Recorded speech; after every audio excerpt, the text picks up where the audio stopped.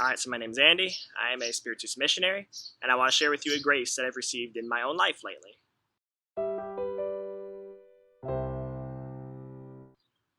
So this story actually goes back to September, and it really shouldn't, but it does. See, back in September, I had the initial call to do a Marian consecration. I felt like Mary was asking me to do this, but she was very frustrated with the way she was asking me. It was actually kind of strange. It felt like she was kind of upset with me, but I didn't understand why.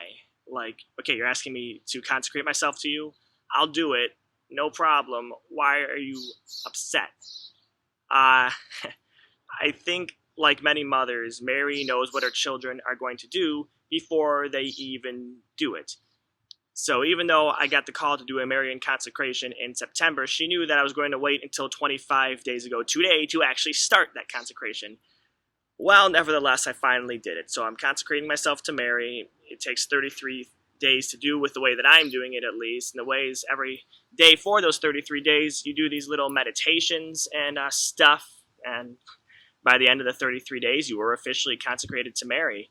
And you know what? I get why Mary wanted me to do this sooner, because it's actually a very positive thing that it's been in my life lately. Honestly, I think my favorite thing has been that with this consecration, I'm giving Mary everything. And at some point that sunk in. I am giving everything to her. So we're talking material possessions. We're talking about good deeds. We're talking about graces from prayers. I am giving them all to her, ultimately so she can give them to her son. And that's the goal of Marian consecration. We're consecrating ourselves to Jesus through Mary. We believe Mary is the best way to Jesus, right? So I've given everything to her. And that can sound intimidating, and it kind of is. But why has that been comforting? Well, Bob Dylan one time said, when you got nothing to lose. So what do I have to lose if I acknowledge that I don't own anything in the first place because I just gave them all to the Virgin Mary? It's actually freeing.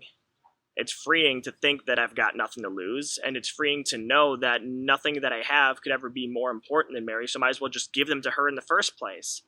And you know what? She doesn't just take things that I might want to keep for myself. She'll take things that I don't want to keep for myself, too. Anxiety, stressful thoughts. A part of this consecration means it's Mary's obligation to take that away from me. And that's been a really special thing in my life. I think at some point in the past 25 days or so, it's kind of stuck. It's stuck that I've just given all this to Mary and that I'm so much more free because of it. So that's been a really awesome grace. I encourage all of you, if you haven't done a Marian consecration before, do it. Again, it's the closest way to get to Jesus, I think.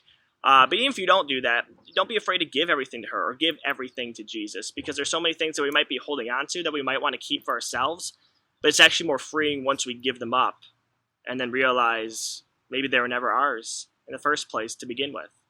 Plus, Mary can take care of our souls much better than we can take care of it ourselves. So that's my encouragement. See you around. Stay safe out there, guys.